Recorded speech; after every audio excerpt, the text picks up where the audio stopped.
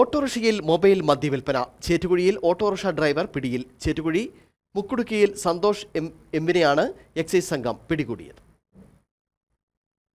Udumbanchola excise circle ഓഫീസിലെ assistant excise inspector Ravi ബിയും സംഘവും ചേർന്ന് മന്തിപ്പാറ, ചേറ്റുകുഴി പ്രദേശങ്ങളിൽ നടത്തിയ പരിശോധനയിലാണ് ഓട്ടോറിക്ഷയിൽ മദ്യവിൽപ്പന നടത്തുന്നതായി വിവരം ലഭിച്ചത്.